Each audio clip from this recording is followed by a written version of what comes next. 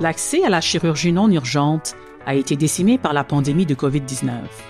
Une nouvelle analyse que vient de publier l'Institut canadien d'information sur la santé révèle que 930 000 chirurgies de moins que prévu ont été effectuées dans tout le pays au cours des 31 premiers mois de la pandémie. C'est près d'1 million de Canadiens qui n'ont pas subi d'intervention chirurgicale qui était recommandée. Beaucoup attendent et cela inquiète des chirurgiens comme le docteur Étienne Belzile. C'est énorme, en fait. C'est pratiquement une version catastrophique du système de santé. La mise aux arrêts de toutes ces procédures-là va avoir un effet pendant les prochaines années et puis on n'a pas fini de voir ces effets-là sur nos patients. Dr Belzile est chef de service de chirurgie orthopédique pour le Centre de traumatologie de niveau 1 à Québec et professeur agrégé à l'Université Laval à Québec. Aujourd'hui, il nous parle des dernières données de l'ICIS sur les temps d'attente pour les opérations chirurgicales, telles que les remplacements de la hanche et du genou, les cataractes et autres interventions critiques. En posant la question, y a-t-il un meilleur moyen de résorber les arriérés pour de bon? Je crois qu'il y a quand même un certain côté positif de réaliser que notre capacité à traiter tout au public de façon comme on l'a fait aujourd'hui a des limites et puis qu'il faut maintenant trouver des nouvelles solutions. Bonjour et bienvenue au balado d'information sur la santé au Canada. Ici, Ali Agnan, l'animatrice de cette conversation. Rappelez-vous que les opinions et les commentaires de nos invités ne reflètent pas nécessairement ceux de l'ICIS. Cependant, il s'agit d'une discussion libre et ouverte et l'émission d'aujourd'hui porte sur la façon d'aider les milliers de Canadiens dont la chirurgie a été reportée et qui sont là à attendre plus longtemps qu'ils ne le devraient. Peut-être plus longtemps que ce qui est sûr et sain.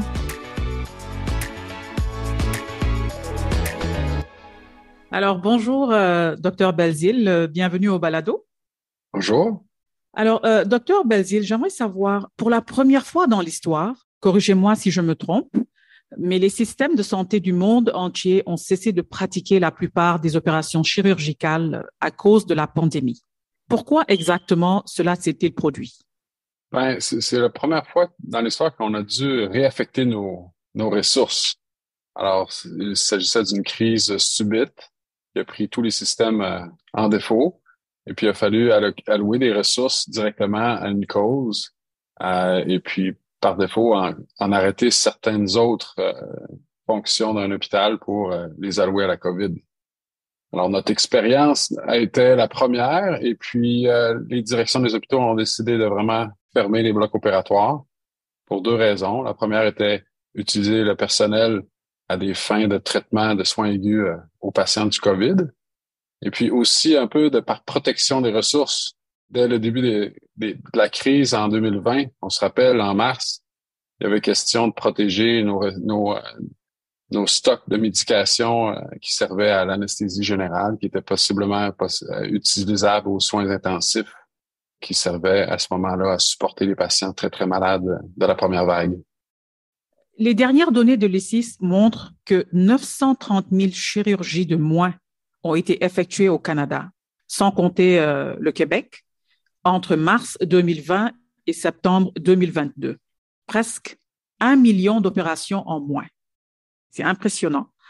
Je vais juste donner quelques chiffres. 6% de chirurgie du cancer en moins que d'habitude, 8% de chirurgie cardiaque en moins, près de 36 000 interventions sur le genou en moins, 11 000 remplacements de la hanche en moins et bien plus encore. Il y a beaucoup plus de détails et quelques différences entre les provinces et vous pouvez voir tout cela sur icis.ca.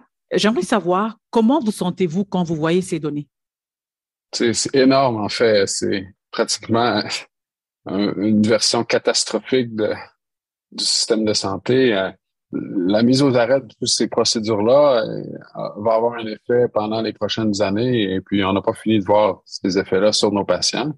Et puis ça, c'est juste la pointe de l'iceberg. Dans le fond, c'est l'activité chirurgicale. On parle pas de toute l'activité diagnostique qui est sous-jacente à tout ça, qui va avoir un effet pour les prochaines années. Alors, c'est du jamais vu. Je pense pas que personne n'était capable de prédire l'impact d'un tel arrêt. Mais c'est tel un bouchon de circulation sur l'autoroute. Il s'agit que quelques véhicules arrêtent et puis on a un effet rebond pour le restant de la journée sur ce premier incident. malheureusement, on se rend compte que certaines chirurgies étaient très urgentes, puis ont été quand même faites, mais de façon tardive. Certaines autres chirurgies ont été perçues comme étant moins importantes pour certains patients, mais que malheureusement vont prendre pratiquement 1 an avant d'être faites de façon ordonnée. Et est-ce que ces délais chirurgicaux entraînent des décès, docteur Basile? C'est très difficile de mettre un doigt sur la statistique. Parce que si on regarde le taux de décès n'aura pas nécessairement changé particulièrement, mais on se rend compte qu'on va maintenant opérer des patients qui étaient probablement en meilleure situation de santé au moment qu'ils se sont présentés, le problème de santé initial, mais on les opère de façon tardive. Alors, notre effet sur leur santé est moins important ou se fait de façon tardive et on va donc avoir des patients avec plus de complications. Et on a vu des patients se présenter avec une situation très avancée de maladie qu'on n'avait pas vu depuis très longtemps. Alors, ça se traduira pas nécessairement par un décès immédiat, mais si vous prenez une personne de 70 ans, vous l'arrêtez complètement pendant 2 ans, ça aura un effet sur sa capacité fonctionnelle, puis sa capacité cardiaque, et éventuellement, probablement un taux de décès plus rapide que ça aurait été si la personne avait été traitée en temps opportun. Docteur Belzile, les données montrent également que 40 à 50% des personnes ne sont pas traitées dans le délai recommandé pour obtenir les meilleurs résultats.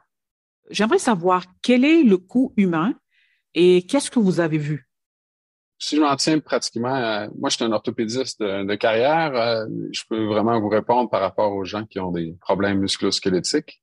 L'impact est humain à tous les niveaux. La vie des gens est affectée au point de vue familial. Les gens qui souffrent d'un problème pendant plus que c'est supposé vont avoir un impact sur leur qualité de vie à la maison, la capacité d'être un conjoint, d'être un parent, la capacité de travailler, la capacité de ces personnes-là à gagner de l'argent et puis être capable de fournir les services et leur rôle, dans le fond, dans la société canadienne.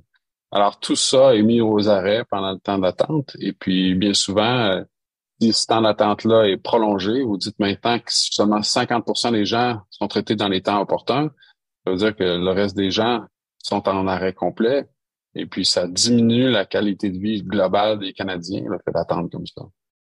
Vous avez un peu touché à ma prochaine question. Vous êtes un chirurgien et un chercheur de surpoids. Et donc, j'imagine que cela a sûrement eu un impact sur vous, personnellement.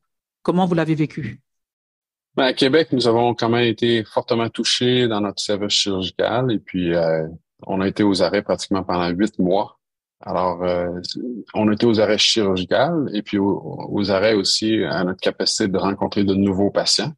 Ce qui a fait qu'on n'a pas tout à fait fini la vague de gens qu'on était dû pour voir dans cette période de temps.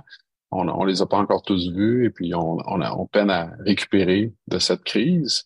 Et puis du côté de recherche, on avait plusieurs projets de recherche en roulement au centre de recherche et puis on a été obligé d'arrêter le recrutement. Et puis dans certains cas, heureusement pas très fréquents, certains suivis de la recherche ont été suspendus pendant la crise COVID. Docteur Belzile, qu'est-il arrivé à vos listes d'attente au début de la COVID? Ouais, on a vu une augmentation dramatique de nos listes d'attente parce que avant la COVID, on était déjà un petit peu en difficulté au point de vue des délais d'attente. Et puis ça, de façon un peu chronique dans les derniers 5 ans. Et puis la pandémie a vraiment rendu ça beaucoup plus difficile parce qu'en étant arrêté pendant près de 8 mois, on a continué d'avoir des besoins. On a quand même vu certains patients qui avaient besoin de services chirurgicaux. Et puis ça, c'est souvent de plus en plus aigu en plus. Ça fait que nos listes ont une croissance effervescente. Là. Pratiquement, dans certains services, on a vu 85% d'augmentation des listes d'attente. Dans notre service à nous, on a vu jusqu'à 60%. La question posée dans le dernier rapport est la suivante. Les hôpitaux ont-ils pu rattraper les interventions chirurgicales affectées par la COVID-19? Et la réponse semble être négative. Et selon le rapport de l'ICIS, si le nombre mensuel d'interventions chirurgicales programmées se rapproche des niveaux pré-pandémiques, il est insuffisant pour résorber l'arriéré et améliorer les temps d'attente. Docteur Belzile, s'agit-il d'un arriéré continu ou d'un arriéré qui s'aggrave? Il y a un petit peu des deux. Dans le fond, 2021, on a vu l'arrivée de stratégies par plusieurs hôpitaux ou services de santé, dans le fond, pour compenser l'arriéré et puis augmenter la production chirurgicale.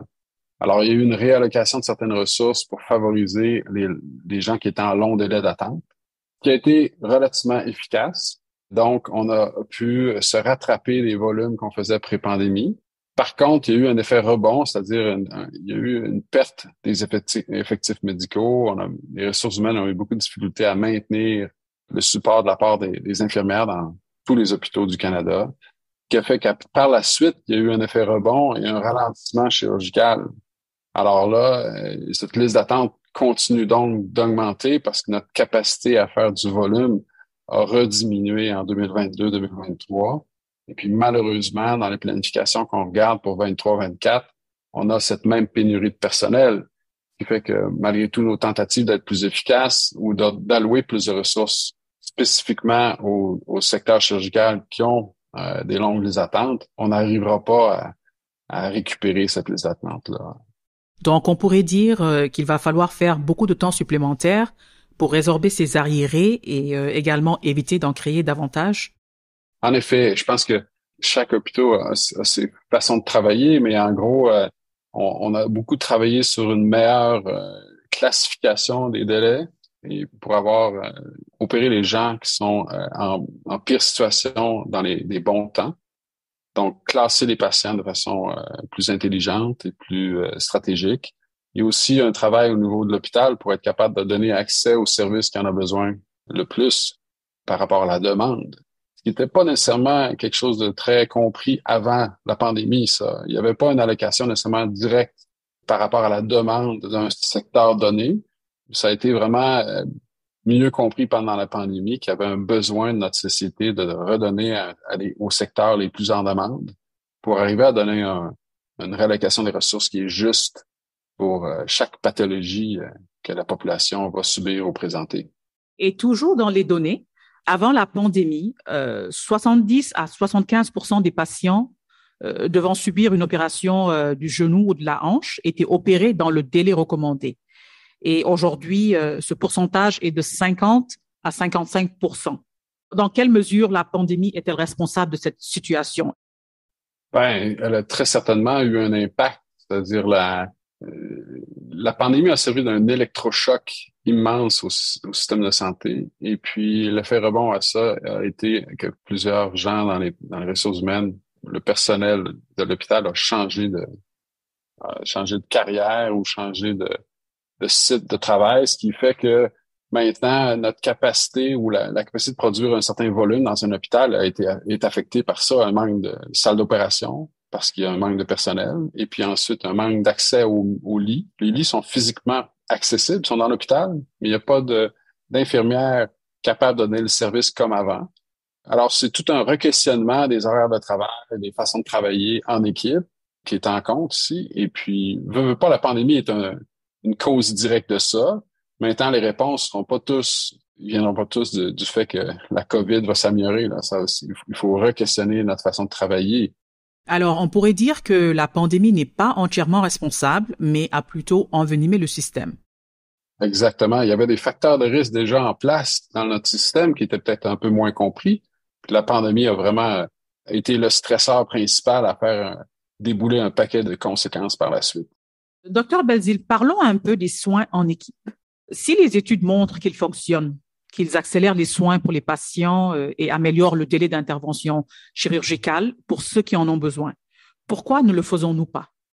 Ben, je crois que c'est pas tout à fait exact. On le fait, mais pas à même intensité partout dans le système. Alors, il y a des équipes qui sont championnes à être capables de s'adapter et puis d'avoir été capables d'augmenter leur volume. Ça prend plusieurs conditions. La volonté politique en est une, le bon financement en est un autre. Et puis après ça, il y a aussi les bonnes intentions de la part de chacun des équipes syndicales à aller changer le modèle de travail et puis être capable de l'optimiser. Alors, il existe des équipes dans le monde qui sont capables de faire 2 fois le travail qu'on est capable au Canada avec 2 fois moins de ressources, mais ça prend une motivation qui est particulière, puis un système déjà préparé pour ça. Puis je pense qu'il beaucoup des gros centres et des gros centres universitaires, par exemple, ou des gros hôpitaux n'arrivent pas à guider leurs équipes puis à développer des équipes efficaces pour augmenter le volume. Et en aucun cas, dans un système de santé, on parle d'efficacité et puis de volume de travail, ce qui est le cas dans toutes les autres sortes d'industries qui existent. Donc, je pense que c'est vraiment un changement de mentalité qu'il va falloir opérer. Et puis, toujours garder le facteur humain et le service aux patients comme étant le critère numéro un. Malheureusement, avec les années, il y a peut-être un peu eu de déviation de ce but ultime, le service aux patients. Et que pensez-vous des 4 provinces qui ont décidé d'ouvrir des cliniques privées pour traiter les cas qui font partie des arriérés et qui sont couverts par les régimes provinciaux de santé? Quels sont les risques selon vous? Ben, chose est sûre, il y a des valeurs qui sont immuables, c'est-à-dire le nombre de patients va rester le même et ne changera pas. Le nombre de chirurgiens capables de faire les opérations ne changera pas non plus. Je m'attends pas à une immigration de chirurgiens venant d'autres provinces ou d'autres pays. Alors, on se limite alors aux sites chirurgicaux. Combien d'établissements au Canada qui sont capables de faire les opérations? Alors, il y a eu quelques cliniques qui se sont construites à travers le Canada, ça c'est sûr. Maintenant, la ressource la plus limitante, c'est l'effet de vol qui pourrait arriver par rapport aux infirmières. Alors, je pense qu'il est normal pour les politiciens de s'inquiéter que si une infirmière travaille dans un réseau public et se fait attirer au privé, alors elle aurait peut-être une certaine tendance à accepter, on pourrait la perdre, mais il faut pas oublier que dans les temps de disponibilité des individus présentement, il y a des gens qui ont du temps et puis de le donner dans d'autres secteurs de la journée, par exemple le soir, la fin de semaine, qui seraient capables d'aller au privé. Puis c'est justement ça, je pense que certaines provinces ont été capables d'exploiter mieux que d'autres. Là. Par exemple, en Ontario, le service se fait souvent dans des périodes qui sont pas du 8 à 4 traditionnel ou de la semaine, qui permet d'utiliser la même force de travail pour faire le service privé. Tandis qu'au Québec, le choix a été fait de plus aller vers les cliniques privées, vraiment à part de l'hôpital. Et puis là, il y a peut-être un plus gros effet de transfert de la force de travail vers le privé.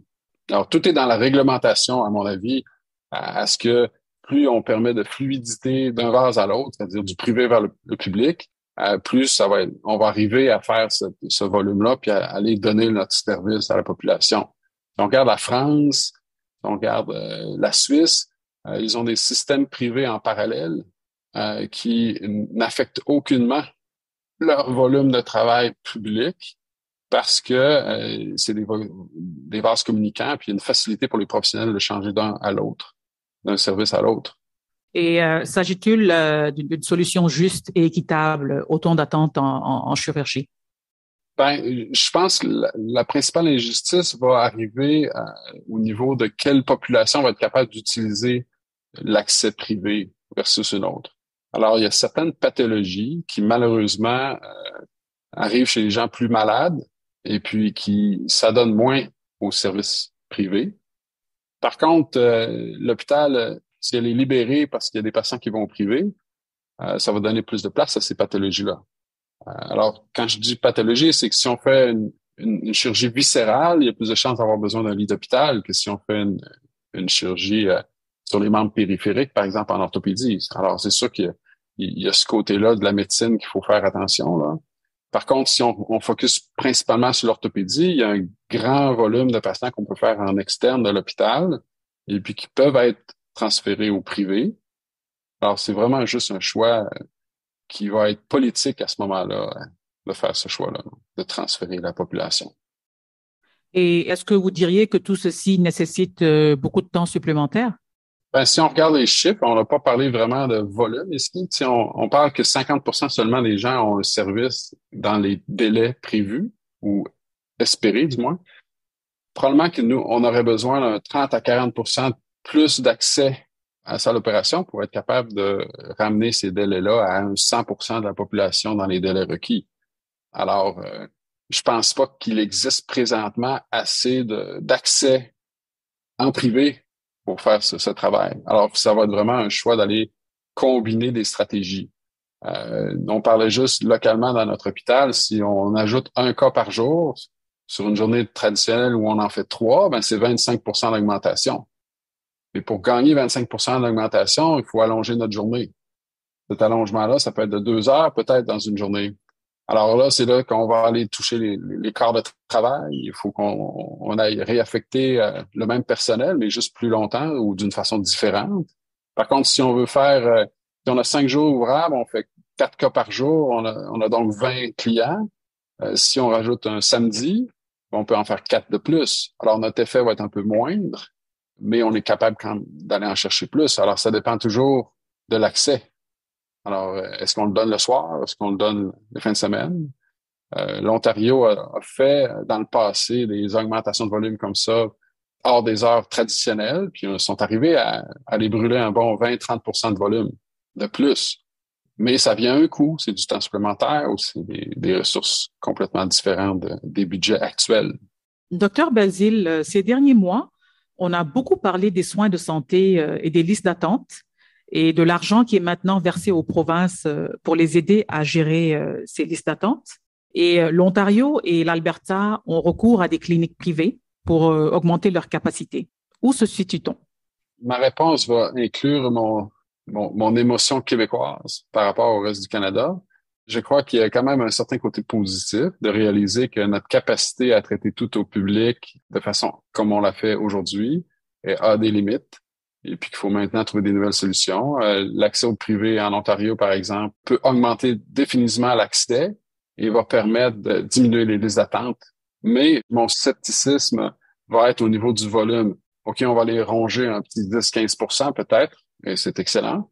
Mais on reste quand même un peu limité parce qu'on va aller transférer les cas les moins malades dans ces centres-là. Et puis, on va juste augmenter la complexité des cas qu'on va faire dans l'hôpital. Alors, si je mets ma tuque québécoise, je réalise par contre qu'on a un peu plus de difficultés ici au Québec parce que dernièrement, l'émission des permis pour les centres privés ont été tous retenus par le gouvernement. Alors, malgré l'augmentation des ressources, je n'arrive pas à comprendre la stratégie actuelle et comment on va pouvoir augmenter notre volume, surtout en situation où déjà dans nos hôpitaux actuellement, on n'arrive pas à faire les volumes qu'on espérait faire en situation post-pandémique. La majeure partie des hôpitaux québécois sont obligés de fermer des salles d'opération qui physiquement existent par manque de personnel. Alors, le premier but ici, ce serait vraiment d'aller obtenir ces ressources humaines pour être capable ensuite de faire le travail adéquat. Comment pensez-vous qu'on pourrait récupérer actuellement? Comment apporter les bons soins aux bons patients au bon moment? Je crois que tout d'abord, on doit oublier les acquis. Dans le passé, on a souvent guidé la production chirurgicale par rapport à ce qui avait été fait dans le passé. C'est-à-dire, si l'an dernier, on avait tel volume, on va reproduire le volume, puis on continue, et puis on se pose pas de questions. Ceci a créé une inégalité d'accès entre pathologies. C'est-à-dire, le musculo-squelettique avait un certain volume croissant, mais on n'a jamais répondu à la demande au Canada comme au Québec. Et puis, ça crée une inégalité qui persistait dans le temps.